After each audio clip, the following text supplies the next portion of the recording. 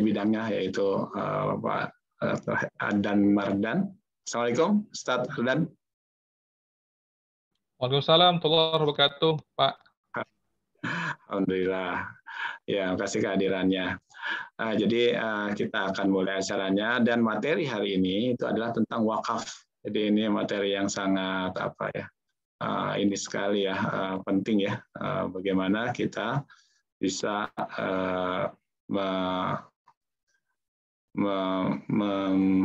memastikan atau memahami ya terkait dengan wakaf. Ini wakaf ini sering menjadi hal yang belum dipahami sepenuhnya.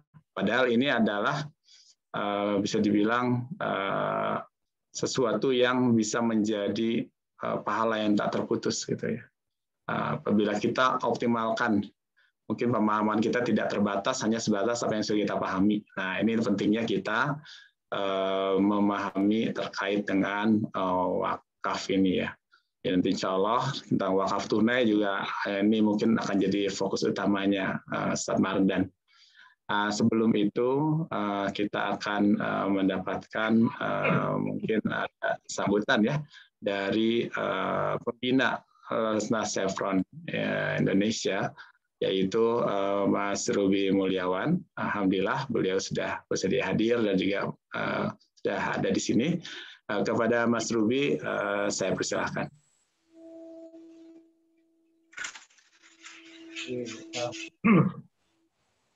Bilang ya. Nah, silakan Mas Ruby. Oke, terima kasih Mas Guntur. Assalamualaikum warahmatullahi wabarakatuh. Waalaikumsalam warahmatullahi wabarakatuh.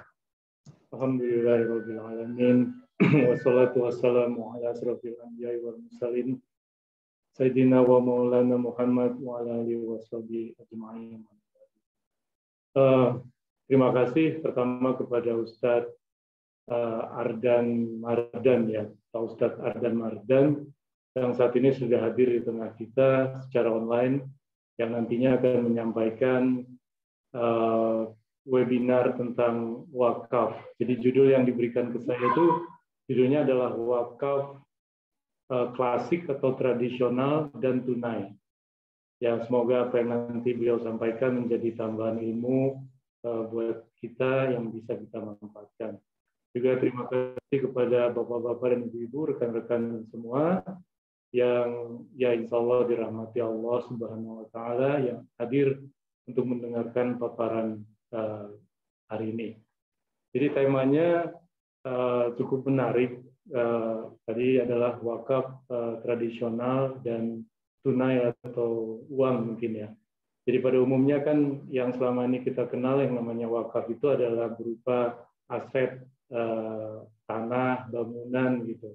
Namun akhir-akhir ini wakaf tunai atau uang itu mulai mendapatkan perhatian yang lebih serius karena ternyata juga mempunyai akar yang panjang dalam sejarah Islam.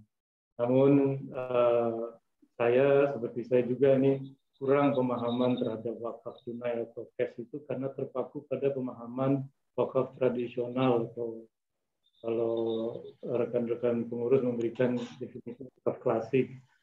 Jadi itu merupakan tantangan tersendiri gitu ya.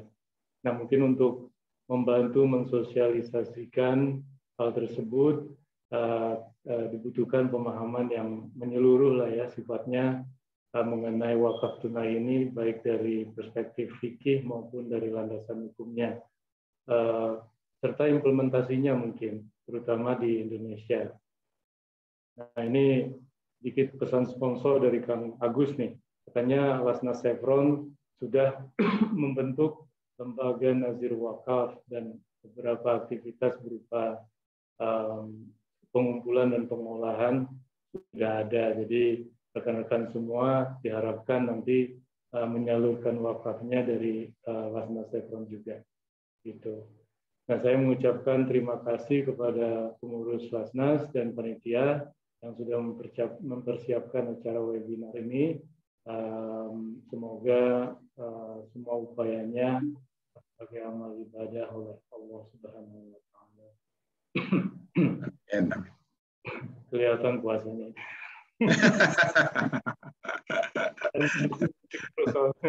Akhir kata, kita berharap semoga acara webinar ini berjalan lancar dari awal sampai akhir, tidak ada halangan apapun. Mungkin sekian dulu kata sambutan dari saya. Terima kasih.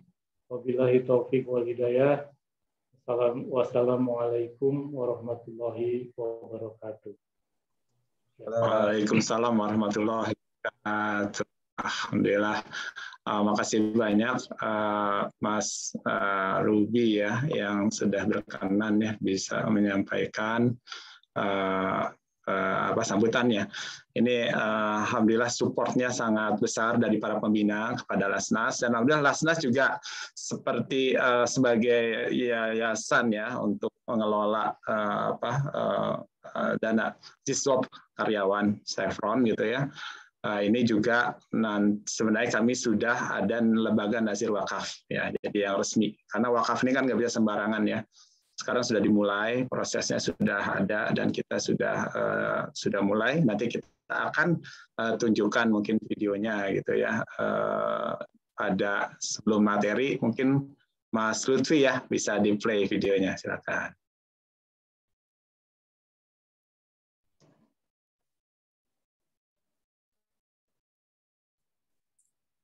Sudah tampil Pak Guntur, saya cek dulu screen-nya. Sudah, silakan di play ya.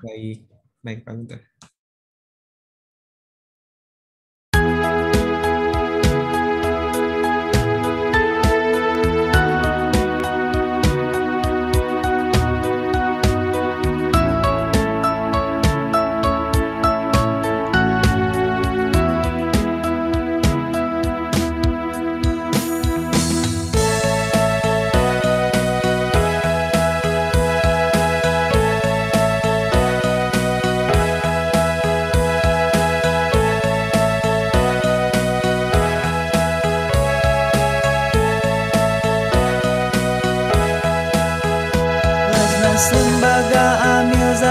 Nasional karyawan muslim Chevron Indonesia, tebarkan visi sabar senyum dan sapa, lahir April 2008. 3 segi 6 logo Lasnas Chevron, sarang lebah penghasil kebaikan,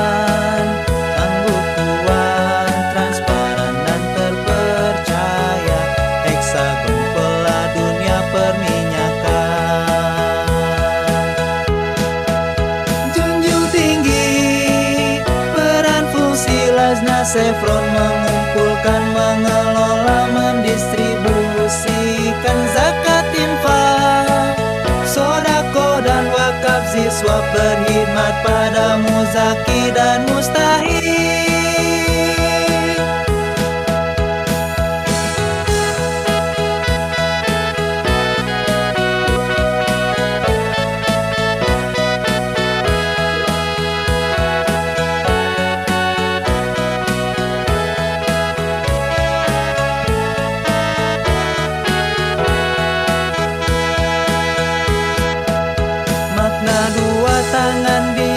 Tangan di bawah, keseimbangan muzaki dan mustahil, dinamis aktif, berlambang kesungguhan, siap turun tangan tak berpangku tangan. Biru merah marwah Chevron Indonesia, ladang amal harmonikan kehidupan, hijau kuning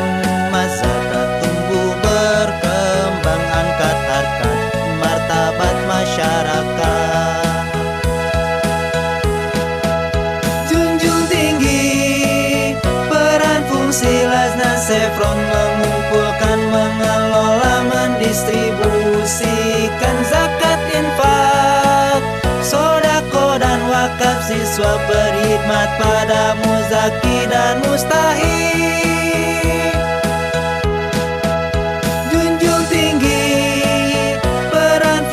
Lasnas Chevron mengumpulkan, mengelola, mendistribusikan kontribusikan zakat infak, sodako dan wakaf siswa berkhidmat pada muzaki dan mustahik, berkhidmat pada.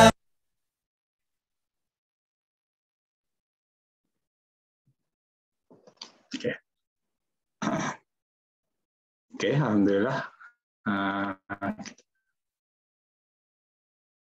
Oke, jadi itu adalah video ya, sekilas ya, apa kegiatan yang sebagian juga memang bisa berjalan karena adanya wakaf. Jadi kalau kita melihat gedung-gedung yang ada gitu ya, kayak sekarang itu Lasnas ada di Jalan Aman, Lasnas Chevron di Duri, itu adalah bagian dari wakaf juga, dan kemudian juga di Rumbai. Makanya kita bisa mempunyai apa istilah aset dipakai untuk mustahik, jadi sebagai tempat para mustahik ya, untuk melayani para mustahik. Dan ada kegiatan-kegiatan yang tadi disampaikan, ada juga institut wirausaha, di mana itu adalah bagaimana membuat masyarakat miskin itu menjadi produktif, mudah-mudahan nanti kelak bisa menjadi muzaki. Dan itu sesuatu program yang bukan hanya dari wakaf yang bentuknya misalnya tanah ya, tapi sebenarnya wakaf tunai juga dibutuhkan untuk kegiatan-kegiatan seperti itu. Nah, nanti kita akan dapat banyak penjelasan, nanti silakan disiapkan pertanyaannya, dan mungkin tolong bisa juga di chat, nanti juga bisa raise hand. Saya akan berikan kesempatan sekali ini, mungkin yang utama ya, kepada Ustadz Ardan Mardan. Ustadz, silakan. Baik.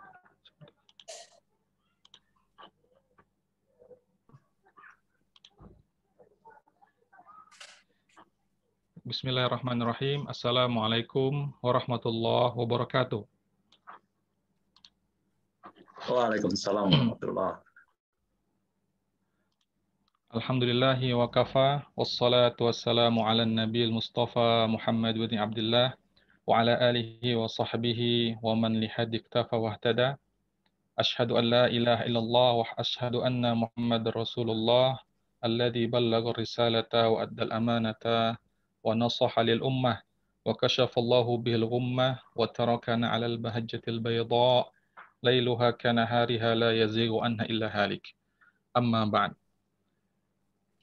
Yang saya hormati Pak Ruby Mulyawan selaku pembina Lasnas Chevron Indonesia, kemudian hadir juga Pak Agus Dirut Lasnas Chevron Indonesia, kemudian terima kasih kepada Pak Guntur selaku moderator, dan Bapak-Bapak, Ibu-Ibu, para peserta webinar pada sore hari ini.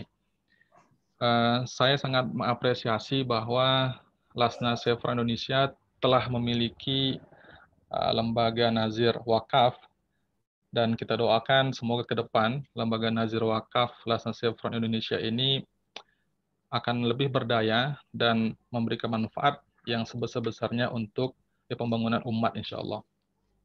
Amin. Bapak-bapak, ibu-ibu yang Allah muliakan, pada sore hari ini saya ingin menyampaikan materi tentang wakaf. Ini mungkin sebagai muqaddimah ya, dan pengenalan mengenai wakaf. Baik, dulu pada era Rasulullah SAW, kita membaca literatur, ternyata model wakaf pada zaman Rasulullah SAW itu pertama masjid, gitu ya. Jadi objek wakaf itu masjid, seperti Masjid Kuba, Masjid Nabawi, dan Masjidil Haram.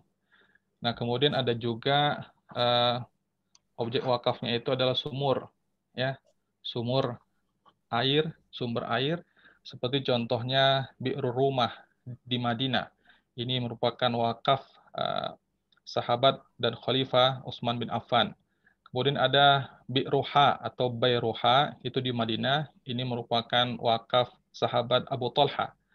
Kemudian ada juga sumber Zam-Zam di Masjidil Haram. Nah, selanjutnya ada juga wakaf kebun, ya. Misalnya Mukhairik, seorang Yahudi yang masuk Islam. Kemudian Mukhairik ini ingin ikut dalam peperangan Uhud. Sebelum perang Uhud, beliau berwasiat apabila beliau syahid saat perang Uhud, beliau ingin mewakafkan tujuh kebunnya kepada Rasulullah SAW. Nah, singkat cerita beliau mengikuti dalam peperangan Uhud dan qadarullah beliau syahid di peperangan Uhud, kemudian 7 kebunnya itu diwakafkan, ya, diwakafkan. Nah, kemudian ia tercatat para sahabat saat itu di Madinah. Ada juga wakaf tanah Khaybar, ya. Ini sangat masyhur, yaitu Umar bin Khattab itu berwakaf di tanah Khaybar. Nah, kemudian juga ada juga wakaf ternak, ya, ada juga wakaf makam seperti makam Baqi, ya, di Madinah. Di sana dikuburkan para sahabat, ya, para bibi Rasul dan para istri Rasul selain Khadijah dan Maimunah dikuburkan di sana, dan sampai sekarang itu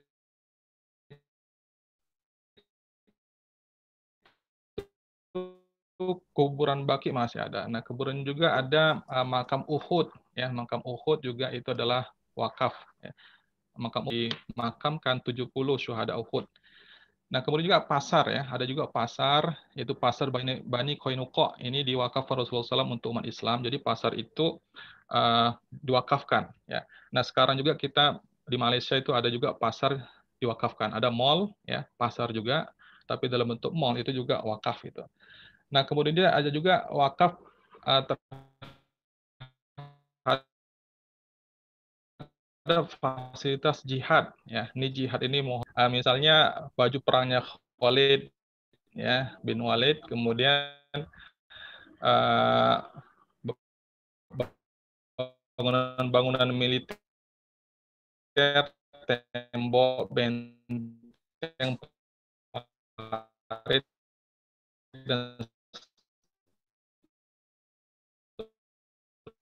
seterusnya. Ini beberapa contoh wakaf yang ada di era Rasulullah SAW. Nah, kemudian di era khulafah seperti wakaf masjid, wakaf jalan, pasar, makam, dan air. Nah, kemudian disebutkan di sini bahwa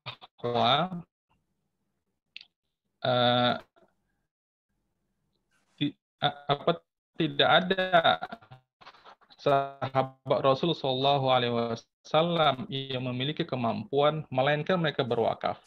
Ya, ini disebutkan oleh Jabir bin Abdullah, lam yakun ahadun min ashabi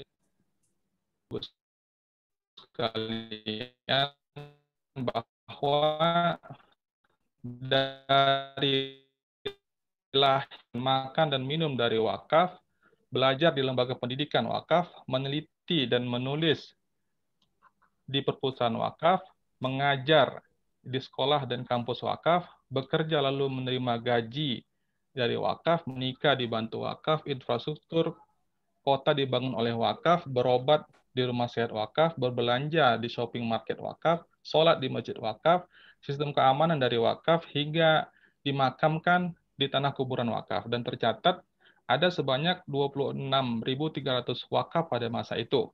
Dan ya, properti Kesultanan Utsmani itu berasal dari wakaf. Itu dominannya. Nah, ini juga yang terkenal, ya, yaitu Habib Buga, berasal dari Aceh. Nah, kita juga pernah mendengar berita mengapa jemaah haji asal Aceh itu setiap melaksanakan ibadah haji mendapatkan uang, gitu ya, uang. Nah, itu ternyata merupakan mauquf alaih, hasil daripada wakaf reproduktif, ya, dari seorang ulama asal Aceh namanya Habib Buga, ya, dan itu diberikan terus. Gitu. Nah, ini adalah contoh ikrar wakaf. Bukan contoh, ya, inilah ikrar wakafnya, ikrar wakaf daripada Habib Buga. Di sini disebutkannya bahwa rumah tersebut atau Baitul Asy dijadikan tempat tinggal jemaah haji asal Aceh yang datang ke Mekah untuk menunaikan ibadah haji. Kemudian sekiranya itu sudah tidak ada lagi, maka diberikan kepada para pelajar atau mahasiswa Jawi yang belajar di Mekah. Nah, sekiranya itu tidak ada juga, maka diberikan kepada para pelajar lainnya Dan terakhir, kalau sudah tidak ada juga, maka diberikan kepada Imam Masjidil Haram untuk membiayai keperluan Masjidil Haram. Nah, wakaf itu sesungguhnya adalah milik dan konsep Islam. Namun, konsep wakaf ini sudah diadop juga oleh Eropa dan Barat ya. Mereka menyebutkannya dengan endowment fund. Nah, di sini ada beberapa perusahaan contoh ya yang menjalankan perusahaannya dengan konsep endowment fund seperti Rolex, Tata, Getty, Goodwill, TED, Arrowhead, dan Oxfam. Jadi konsep endowment fund ini ternyata sudah dijalankan oleh Barat dan Eropa. Dan ternyata sekarang ini saya juga baru tahu ya Rolex itu ternyata perusahaan endowment fund itu. Dan beberapa kampus misalnya juga seperti Harvard, Oxford itu juga menjalankan endowment fund. Nah, aset endowment fund Harvard misalnya sampai 2020 itu di atas 500T itu ya, 500T. Nah, apa tujuan umum wakaf? Nah, tujuan umum wakaf dalam Islam pertama adalah untuk memelihara agama. Misalnya dengan dibangun masjid, itu dalam konteks untuk memelihara agama. Kemudian memberikan pendidikan, kemudian belajar Al-Quran, dan seterusnya itu dalam konteks memelihara agama. Kemudian memberikan gaji kepada imam, dan seterusnya. Nah, kemudian ada memelihara akal. Ya, memelihara akal misalnya dengan pendidikan, dengan makanan-makanan yang sehat, itu dari wakaf. Kemudian memelihara nasab dengan menganjurkan menikah, kemudian membiayai orang-orang yang tak mampu nikah, dibayar dengan nikah, atau misalnya menyediakan baju-baju ya perkawinan, baju pesta pernikahan itu dipakai untuk para duafa, dan itu ada, ya itu ada di Arab Saudi bahwa mereka punya baju yang sangat beragam untuk pesta, dan itu bisa digunakan kepada mereka-mereka yang duafa, ya duafa. Dan baju ini memang adalah wakaf, gitu ya. Nah, kemudian memelihara harta. Nah, apa itu wakaf?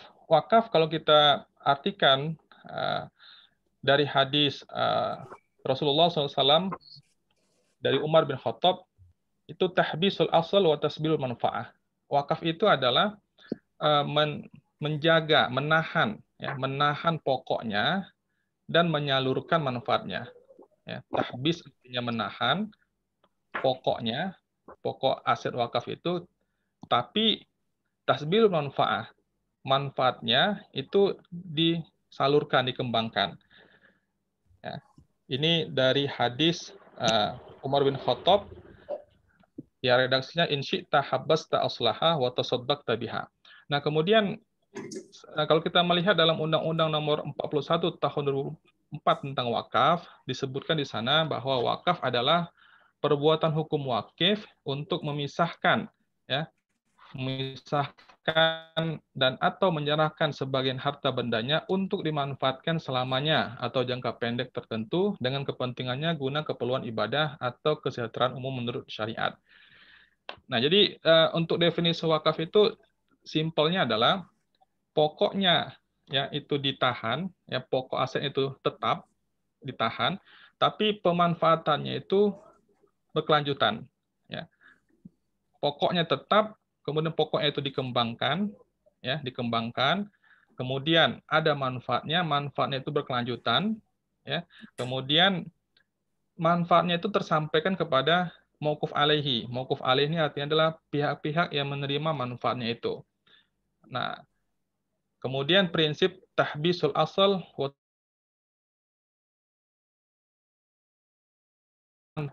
Nah, sebenarnya wakaf produktif itu inisiasinya adalah dari tasbilul asal wa tasbilul as-samarah. Harta benda wakaf yang sudah diwakafkan itu dilarang.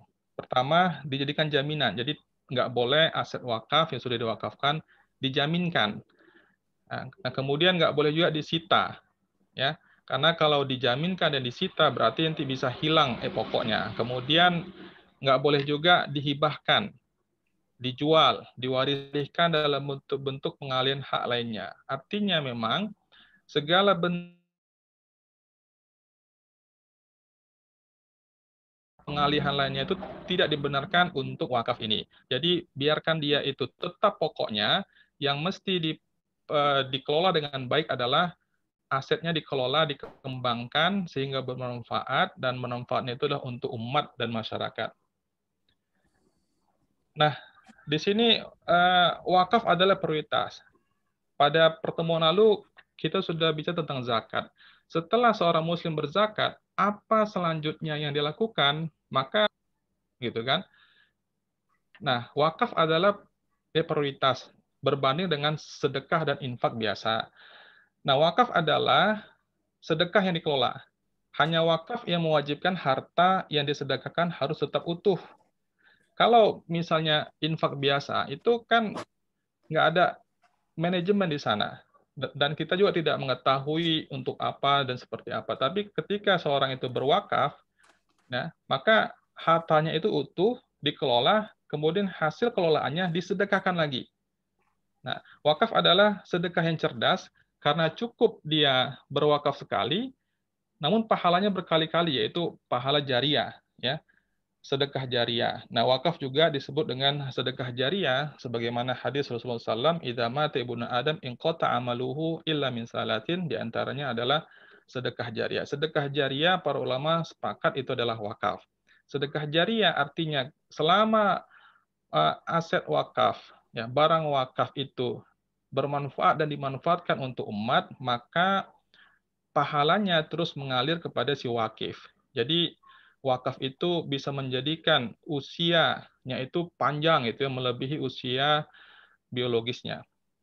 Nah, kemudian wakaf adalah sedekah yang istimewa, ya, yang istimewa karena dia tetap utuh, tapi pemanfaatannya itu yang harus dikembangkan untuk umat. Dan wakaf adalah sedekah yang dilindungi hukum dan kosakata utama. Makanya kita punya undang-undang mengenai wakaf, ya, langsung undang-undang mengenai wakaf itu. Nah, ada juga istilah wakaf uang dan wakaf melalui uang. Ya, kalau wakaf uang berarti seorang wakif berwakaf uang, kemudian uangnya itu, ya, diinvestasikan, diproduktifkan dengan cara investasi, ya, investasi, jual beli, sewa menyewa, seperti itu. Nah, kemudian ada laba, dan labanya itu untuk umat. Ada wakaf melalui uang. Nah, kalau melalui uang ini berarti seorang berwakaf dengan uang, tapi uangnya itu dibelikan barang. Misalnya orang mau bangun masjid, ya, maka uangnya itu dibelikanlah semen, bata, dibelikan semua peralatan dan fasilitas untuk bangun masjid. Atau orang ingin bangun madrasah, maka dia membuka rekening wakaf, kemudian setelah uang terkumpul, dia belikan barang untuk menjadi madrasah, seperti itu. Nah, sekarang ini, kalau kita melihat di Indonesia, memang 90% ya, pengelolaan wakaf itu masih berbentuk konsumtif dan tidak produktif. Maka sekarang ini kan dianjurkan bagaimana wakaf uang ini bisa dikembangkan, kemudian dari wakaf uang itu masuk kepada usaha-usaha yang produktif, kemudian dia berlaba, dan manfaatnya itu untuk umat. Nah, ini adalah unsur-unsur wakaf. Ya, pertama wakif. Wakif itu artinya orang yang berwakaf, ya, orang yang berwakaf. Dia muslim, mampu, ya, cukup syarat, dia berwakaf. Nah, kemudian ada yang kedua, benda wakaf atau mauquf, ya. Harta benda wakafnya itu punya daya tahan lama, punya nilai, gitu ya. Nah, itu diwakafkan. Dan dipastikan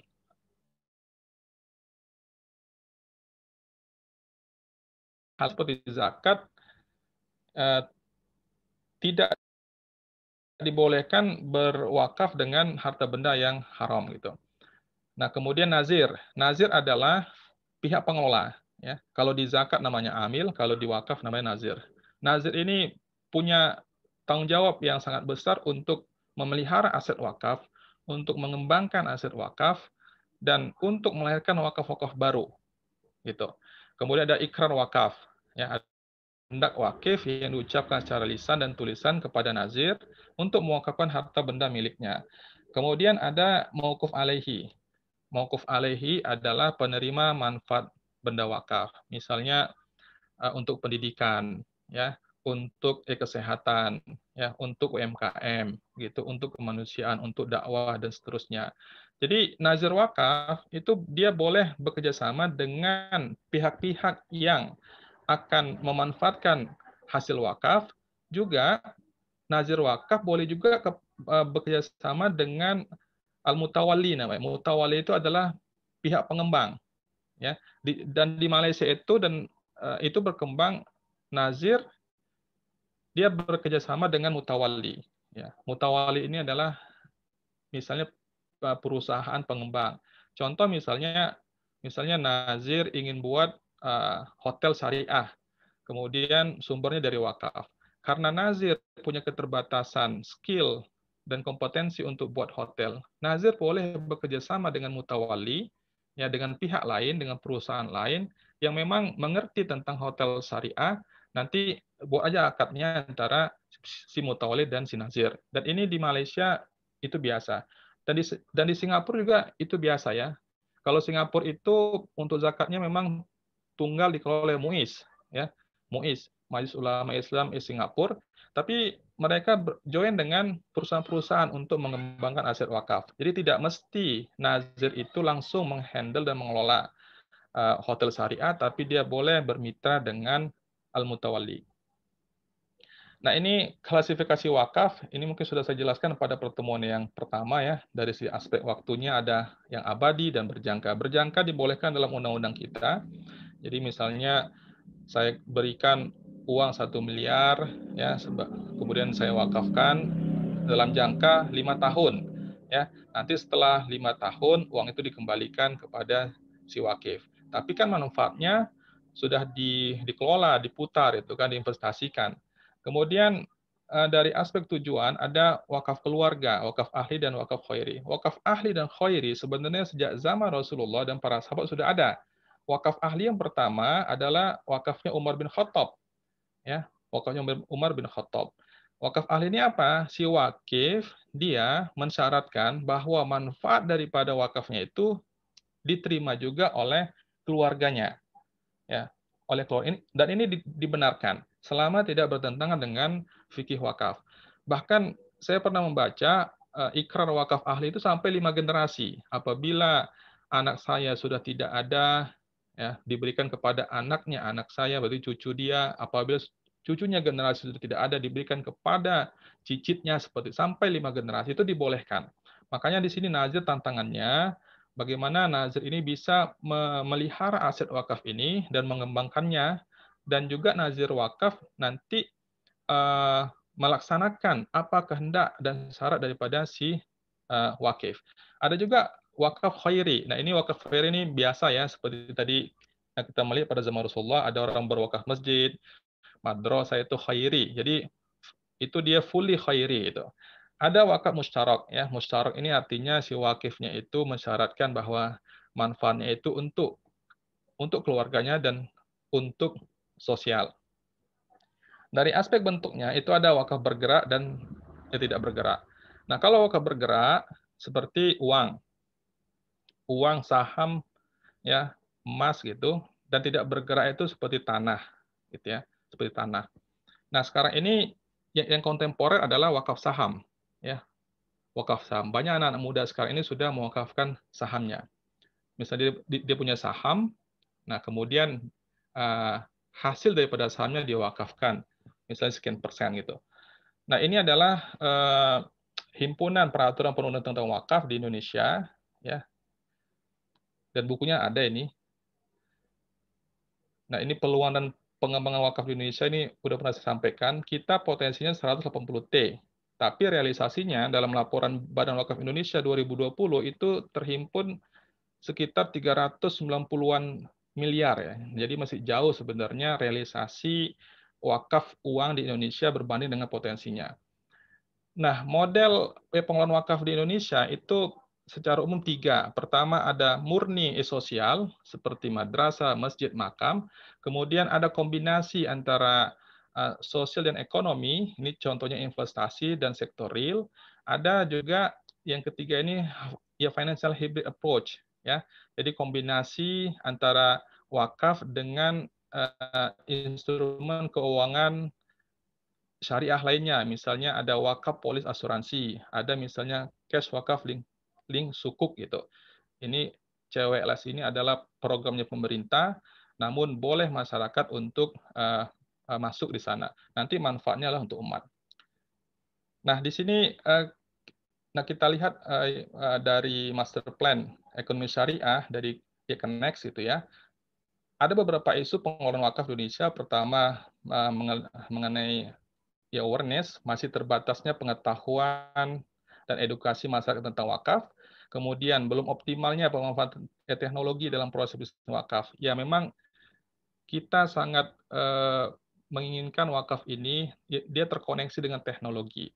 Sekarang ini orang mengatakan kita sudah memasuki revolusi industri ya 4.0, maka sebenarnya wakaf bisa mengambil peran di sini. Misalnya untuk memudahkan orang berwakaf, untuk mengkoneksikan program wakaf dengan si wakif dan lain sebagainya. Nah, yang ketiga soal regulasi dan kelembagaan. Perlunya penyempurnaan Undang-Undang Wakaf, masih terbatasnya peran dan dukungan untuk Badan Wakaf Indonesia. Nah, memang kita akui memang kalau kita bandingkan antara Basnas sama BWI, memang Basnas ini sudah cukup bagus perjalanannya, tapi BWI ini masih tertinggal. Oleh karena itu, bagaimana ke depan ini BWI bisa kita dikembangkan dan dimantapkan lagi begitu. Nah, kemudian keempat mengenai SDM, masih rendahnya kualitas, kompetensi dan profesionalitas dan kuantitas SDM Nazir. Ya, SDM ini sangat penting sekali Bapak Ibu sekalian, bagaimana si Nazir ini bisa dan mampu mengelola aset wakaf dengan secara baik. Satu di antara key sukses dalam pengelolaan aset wakaf di Oxford itu adalah juga masalah profesionalitas pengelolanya.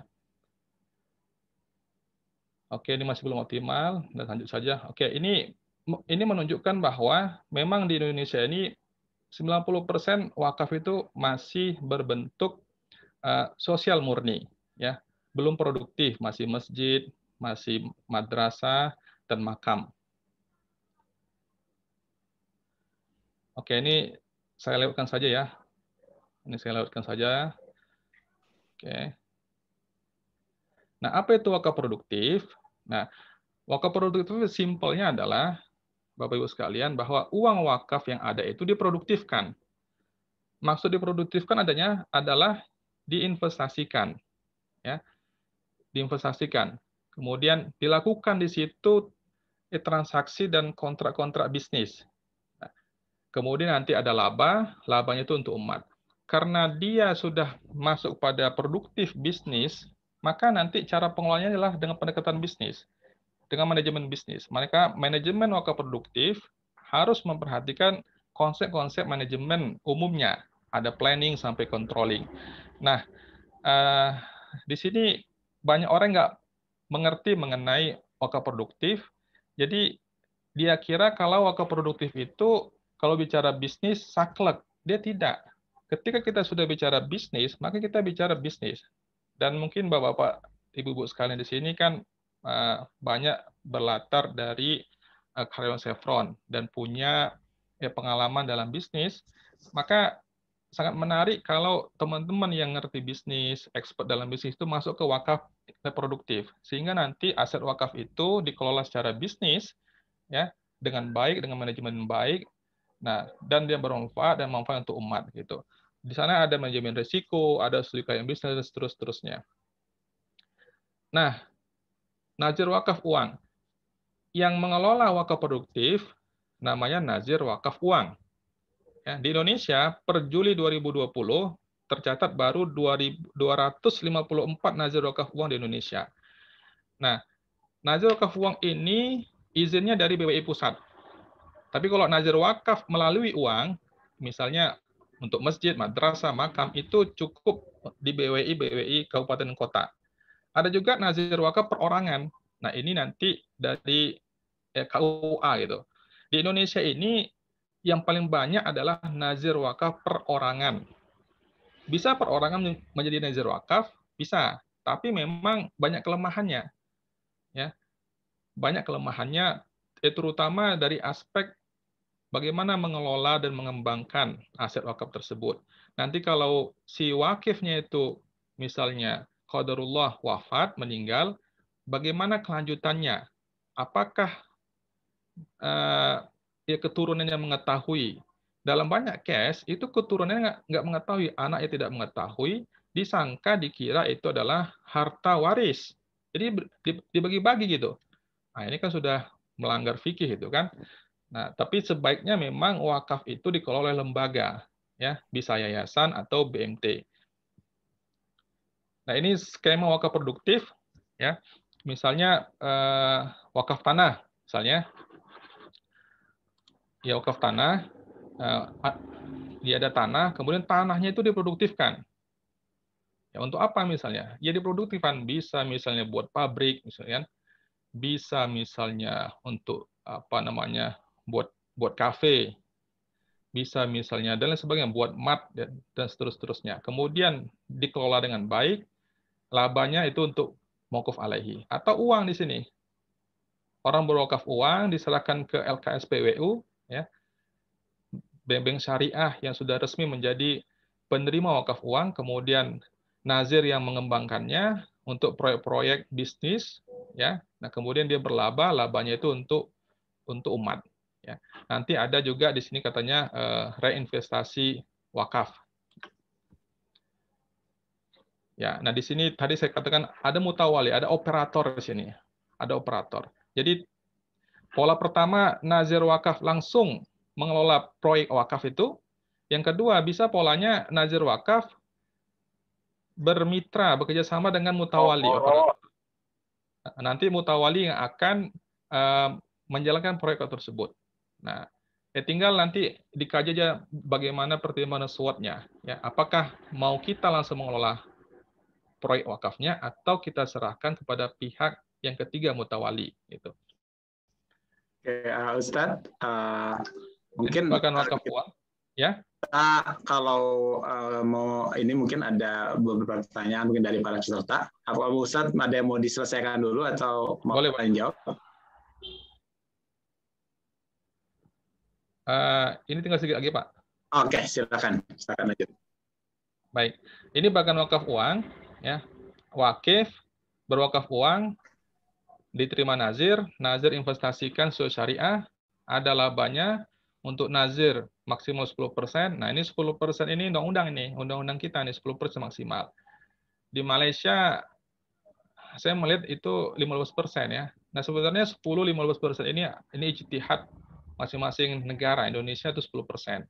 Ya, kalau bahasa hadis dan fikih itu nggak ada mengatakan 10-15%, tapi ya istilahnya itu tidak berlebihan itu ya. Nah, kemudian ke mauquf alaih itu minimal ya katakan 60%. Nah, kemudian ada cadangan, ada reinvestasi. Reinvestasi dari wakaf adalah wakaf. Itu jumhur ulama itu ya. Reinvestasi dari wakaf adalah wakaf. Misalnya membuat proyek baru. Nah, proyek itu jadi wakaf dia. Nah, seperti itu. Nah, ini beberapa model, ini mungkin saya lewatkan saja. Ini beberapa model ya untuk wakaf produktif. Ada 1, 2, 3 gitu. Baik Pak Guntur, memang waktu kita singkat ya, ini memang menarik bicara wakaf ini, dan saya alhamdulillah terkoneksi dengan teman-teman pelaku akademisi dan expert dalam wakaf di global gitu ya. Dan mereka semuanya bicaranya wakaf gitu ya. Dan kita di Indonesia ini memang masih terlambat masalah wakaf. Semoga endorsement dari Bapak Presiden kita itu menjadikan kita untuk mengembangkan wakaf lebih baik lagi. Wallahu a'lam bishawab. Oke, alhamdulillah ini sangat menarik ya, Masya Allah. Bagaimana saya juga detailnya gitu ya, menjadi lebih tertarik lagi untuk bisa memanfaatkan mungkin untuk sebagai alternatif ya bagi kita ya. Selain mungkin jelas zakat itu kewajiban, tapi terkait infak, wakaf ini beberapa yang bisa jadi alternatif kita. Ada pertanyaan yang sudah masuk kepada teman-teman yang mau bertanya juga tolong raise hand, nanti mungkin akan saya tunjuk. Pertanyaan pertama, ini apakah boleh wakaf dibayar bulanan dalam bentuk uang? Mungkin Adam kalau mau langsung jawab boleh. Ya, boleh. Jadi boleh wakaf bulanan dalam bentuk uang boleh. Tapi dengan Tapi catatan ikrarnya harus di ya ada ikrarnya ya Ustaz ya. iya, nanti ada ikrar wakaf. Kalau dia wakaf uang dan memang akan digunakan untuk wakaf produktif, nanti kan itu dimasukkan ke rekening bank atas nama nazir. Nanti penerimanya itu kan bank-bank syariah yang memang bank syariah tersebut sudah resmi menjadi LKSPWU, Lembaga Keuangan Syariah Penerima Wakaf Uang. Ya, nanti kemudian uang tersebut diserahkan kepada si nazir, nazir lah yang mengelolanya itu. Jadi bank itu hanya untuk administrasi saja, seperti itu. Nah, jadi boleh.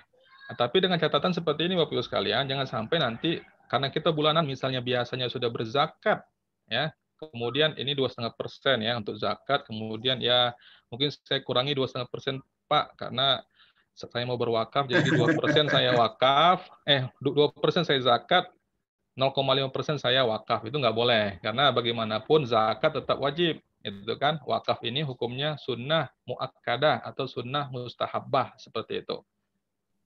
Jadi boleh saja itu bulanan. Kasih banyak, Ustaz. Baik. Ini dari Pak Yudi Imam Suyudi bertanya, bolehkah dana zakat digunakan oleh nazir untuk wakaf? Nah, jadi pembayar zakat menjadikan dananya sebagai aset wakaf, misalnya untuk bangun fasilitas pesantren. Silakan. Ini pertanyaan Pak Yudi. Pak Yudi tadi ini ya. Oke, Pak Yudi, pertanyaan ini menarik karena ini masuk ke dalam kategori fikih kontemporer. Jadi ada teman saya, S3 dia tuh menulis seperti ini, Pak. Bisa nggak zakat, orang berzakat, nah kemudian zakatnya itu diendapkan dulu. Dirubah dulu akadnya di wakaf, nah kemudian nanti manfaat wakafnya itu untuk 8 asnaf. Nah ini dalam kajian S3 dia, ini hasilnya adalah boleh katanya. Nah, boleh, jadi kesimpulannya boleh. Artinya begini, orang berzakat, kemudian amil zakat menerimanya. Tapi amil itu tidak langsung menyerahkan kepada si mustahik. Nah, amil itu menjadikannya wakaf dulu. Ya, wakaf, kemudian dikelola, kemudian manfaatnya itu baru diserahkan kepada si mustahik. Ini bolehkan, walaupun ini kontemporer. Arti kontemporer berarti sana banyak pendapat itu ya. Tapi ada yang mengkaji tentang itu. Seizin ini, nggak seizin apa yang menzakatkan. Jadi udah keputusan dari ini ya berarti ya lembaga zakatnya. Ya, ini boleh disampaikan kepada si muzakinya. Ini memang sangat kontemporer ya. Disertasi beliau ini kan memang umumnya kan zakat beda sama wakaf, tapi ada orang yang ingin menghubungkan antara zakat sama wakaf seperti itu. Oke. Tapi sebenarnya kalau dari sisi itunya memang tidak umum ya Ustaz ya? Ya tidak umum. Jadi kalau biasanya kan ya orang berzakat, ya zakat diserahkan kepada mustahik. Nah kalau dia mau berwakaf berarti dia berwakaf gitu ya. Karena amalan yang prioritas setelah zakat adalah memang wakaf. Itu menurut saya. Karena ketika orang berwakaf dia sudah otomatis berinfak dan bersedekah. Nah, seperti itu. Tapi ini memang sedekahnya terkelola, sedekahnya istimewa, sedekah yang cerdas seperti itu. Oke. Ada pertanyaan satu lagi. Reinvestasi wakaf menjadi wakaf. Oke. Pertanyaan gini, kalau ada reinvestasi wakaf ini, apakah itu jadi wakaf dari muwakifnya? Ya, reinvestasi wakaf dalam bahan bacaan saya di literatur Arab ya, ini juga kontemporer ya, itu wakaf. Jumhur mengatakan wakaf. Karena yang lahir dari wakaf adalah wakaf. Ya. Kecuali kalau mauquf alaihi. Kalau mauquf alaihi itu bukan wakaf. Artinya mauquf alaihi ini habis dia silahkan. Misalnya mauquf alaihi ya, mauquf alaihi kita gunakan untuk modal UMKM. Kemudian dia gagal usahanya, itu nggak ada masalah. Tapi kalau uang wakaf langsung dikasih modal UMKM, ini hati-hati karena jangan sampai gagal, gitu ya. Kalau rugi kan berarti hilang uangnya kan. Nah ini kalau hilang uangnya gimana? Makanya di Arab Saudi itu ada namanya penjamin, ada kafilnya, ya. Jadi satu orang kafil dia misalnya menjamin untuk 5 orang. Jadi nanti nazir wakaf ngomong sama si kafil. berapa orang yang ada mau kafil, misalnya 5 orang, maka ditemukan 5 orang duafa yang perlu modal. Nah, dikasih pakai uang wakaf langsung ya, cash langsung kasih di wakaf, tapi si kafil ini menjamin. Ya, artinya nanti kalau yang 5 orang ini gagal dalam usahanya, itu diganti oleh si kafilnya itu. Nah, oleh kafil, karena wakaf ini kan nggak boleh rugi dia, nggak boleh hilang itu kan. Nah, maka kalau menurut saya untuk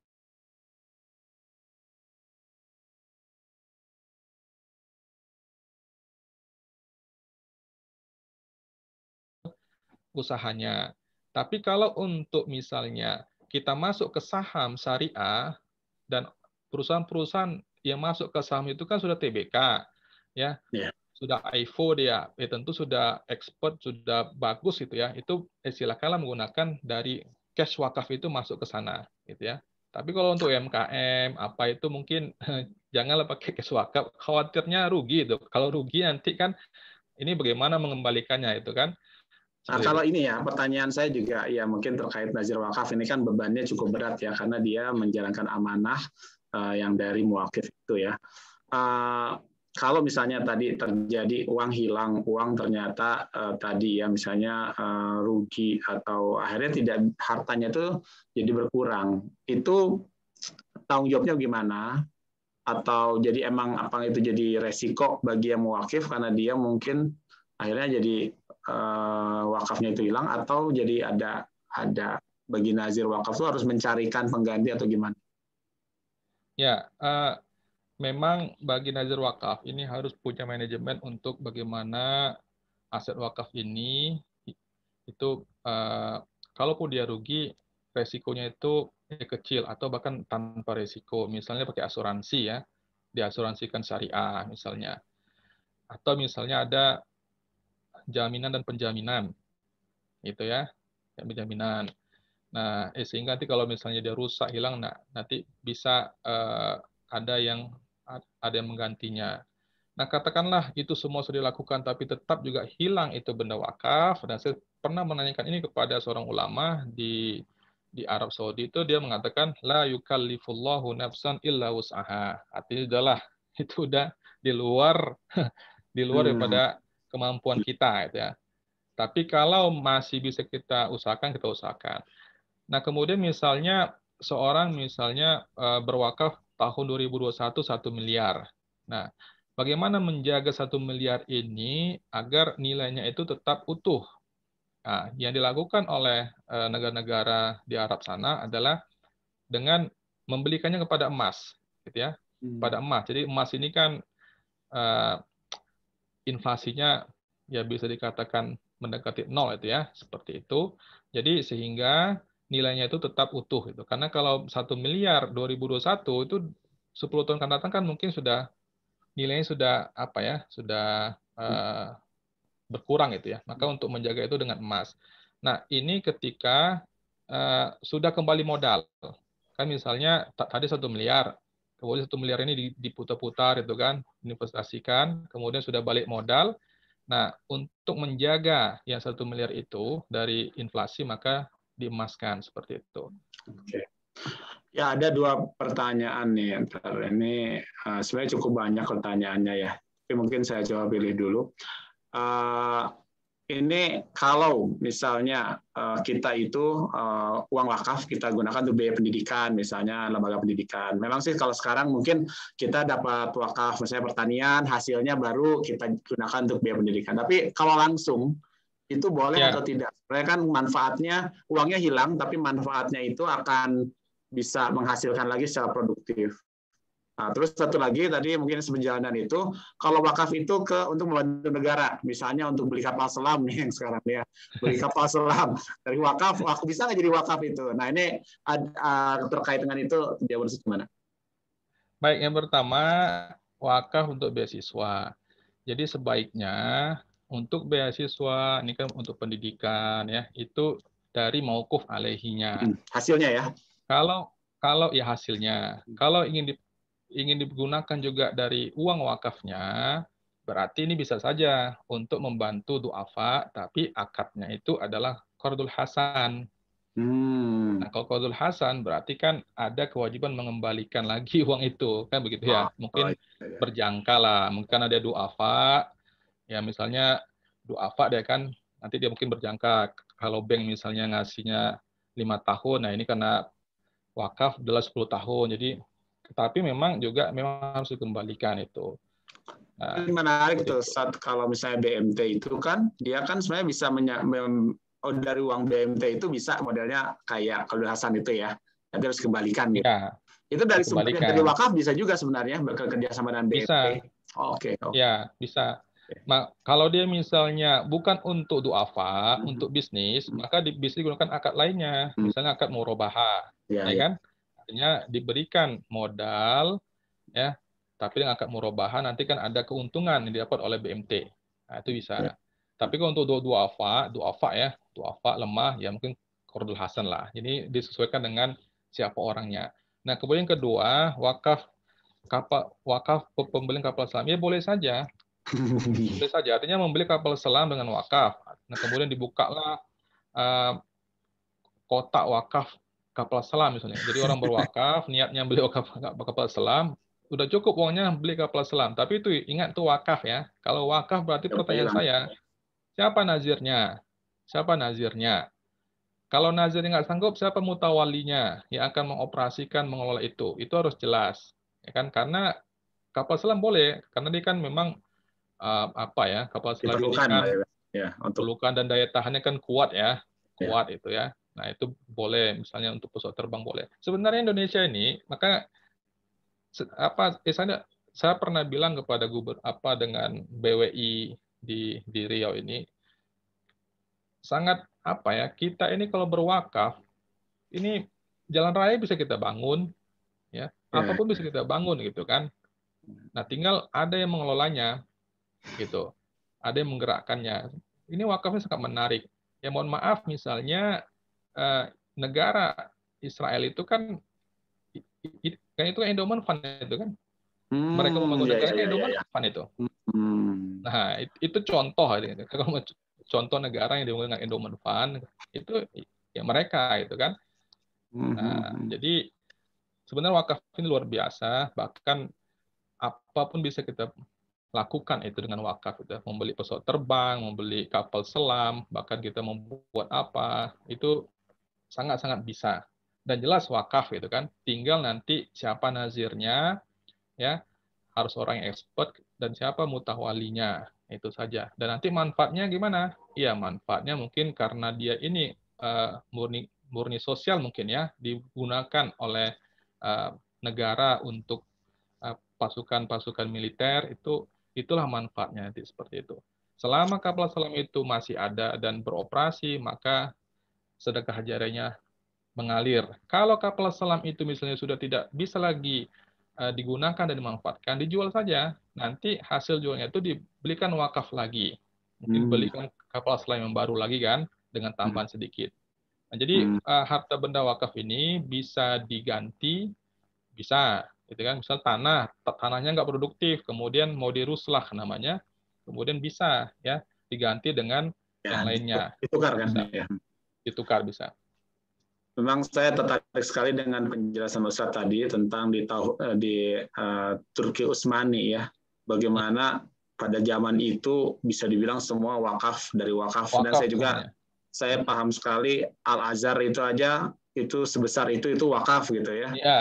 Jadi di negara Singapura juga banyak sekali wakaf itu, juga di Malaysia. Di Indonesia tuh bisa dibilang saya lihat belum memprofesionalkan diri ya nazir wakafnya. Jadi sehingga belum ada yang berani sampai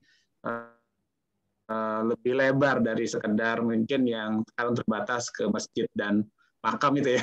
Ya. Kalau saya boleh mengusulkan, ini kan bapak-bapak Chevron ini kan punya pengalaman background bisnisnya bagus ya. Masuk pada wakaf itu lebih cantik itu. Karena saya melihat di Malaysia dan Singapura, pengelola wakaf itu adalah orang-orang yang ngerti bisnis itu, expert. Expert ngerti bisnis itu. Tapi mereka wakaf gitu. Nah itu kita herannya. Mereka itu memang pengusaha, expert, ada hasil mereka, tapi mereka itu bermain di wakaf. Jadi wakaf ini dikelola oleh orang-orang yang expert. gitu ya. Jadi kalau misalnya ya nazir wakaf ini dia harus lebih cerdas daripada amil zakat. Nah, ini mohon maaf lah, gitu kan? Karena dia mengelola aset wakaf.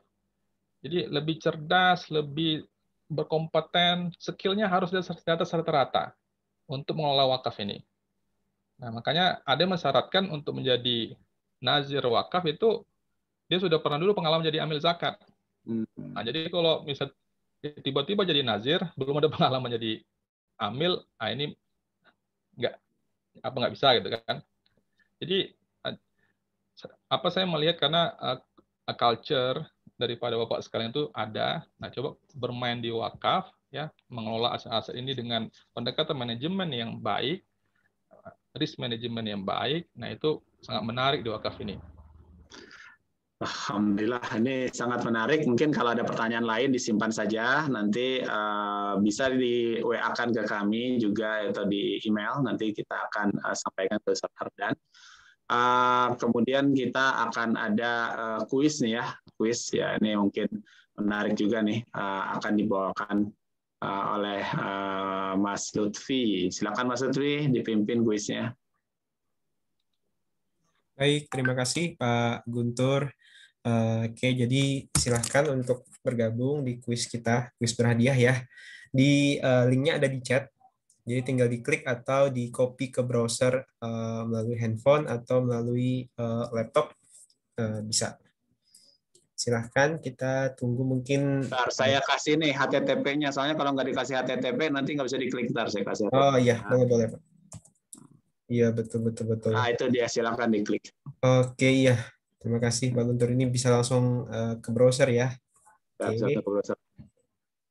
Oke, saya sambil share screen. Kita tunggu rekan-rekan yang akan bergabung. 1 menit mungkin ya. Oke.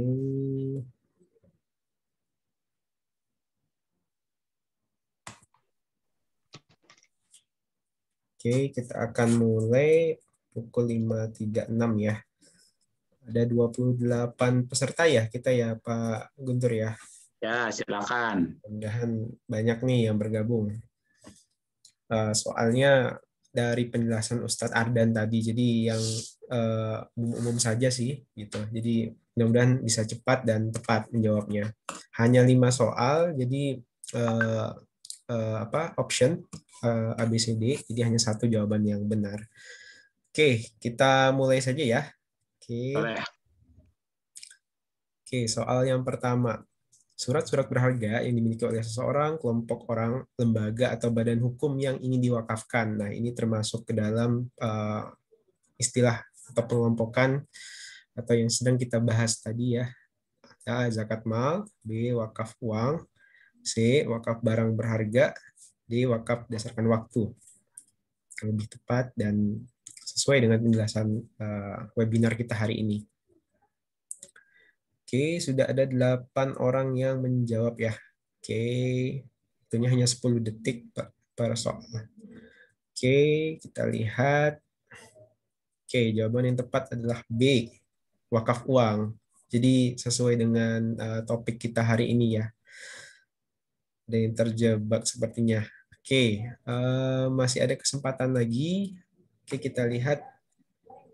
Ada inisial HRU dan Pak Yudi ya. Oke. Soal yang kedua, berikut ini tujuan wakaf yang tepat. Jadi tadi disampaikan, tapi kecuali ya, di sini kecuali. A. Memelihara agama, B. Memelihara jiwa, C. Mengurangi manfaat harta, D. Memelihara nasab. Oke, kecuali. Oke, waktunya habis. Jawaban yang tepat adalah C ya, kecuali. Oke, mengurangi manfaat harta. Jadi wakaf tidak mengurangi manfaat harta. Oke, yang ketiga, soal yang ketiga. Berikut ini ialah unsur-unsur wakaf yang tepat. Kecuali juga nih soalnya. A. Benda wakaf. B. Wakif, adanya wakif. C. Nazir. D. Amil. Di sini yang kecuali ya. Tadi disebutkan dan dijelaskan ada 4 unsur-unsur wakaf ya. Ini yang tepat. Di sini kecuali. Udah, ada 8 yang menjawab. Oke. Kita lihat. D ya. Oke. Kita lihat perolehan sementara masih dengan inisial HRU dan Pak Yudi ya. Top 3-nya ada Pak Agus Dahlan juga nih ya. Oke. Soal selanjutnya, model pengelolaan wakaf di Indonesia. Berikut ini yang tepat. Nah, tadi ada bagannya.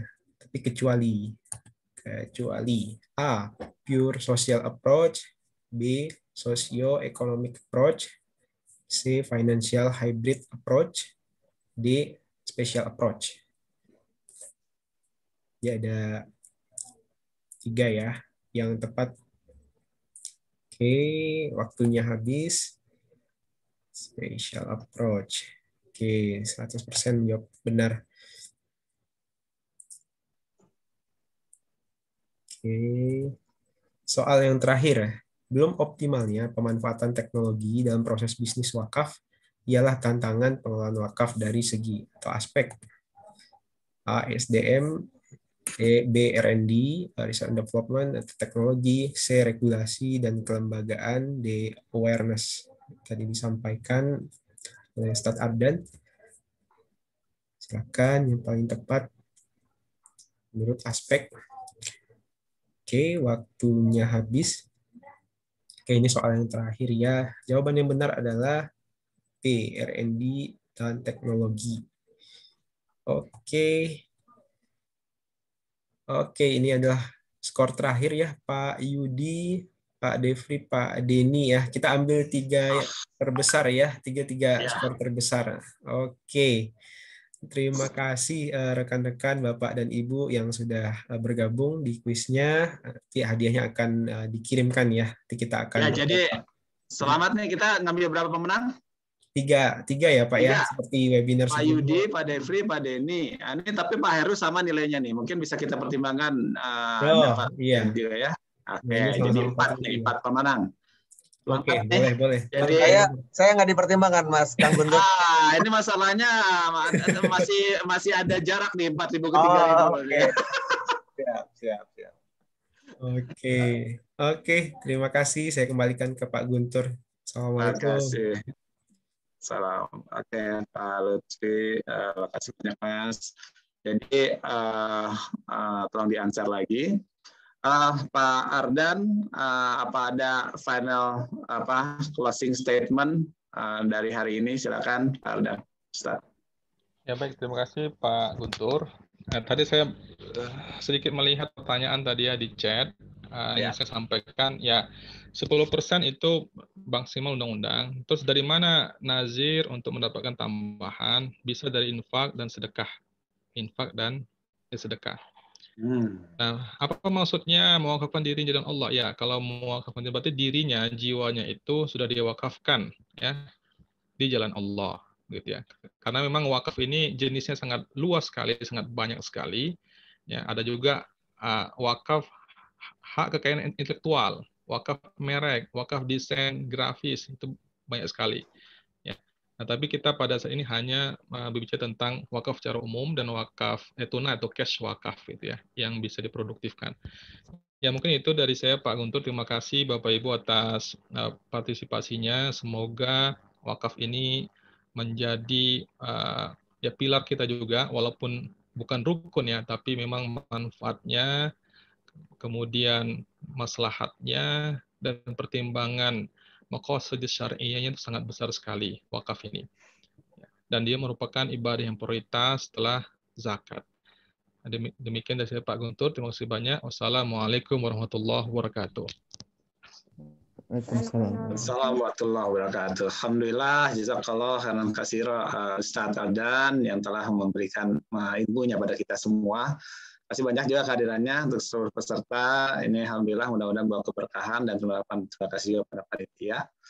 Dan demikian kita tutup dengan doa kafaratul majlis. Subhanakallahumma wa bihamdika asyhadu an la ilaha illa anta astaghfiruka wa atubu ilaik. Terima kasih. Mohon maaf bila ada kekurangan. Sampai ketemu lagi minggu depan. Mungkin ingatkan yang lain untuk bergabung. Insya Allah ini sangat menarik ilmu-ilmu dari Ustaz Ardan terkait jisfah yang dilakukan oleh Sepron Indonesia. Terima kasih. Assalamualaikum warahmatullahi wabarakatuh. Waalaikumsalam warahmatullahi wabarakatuh.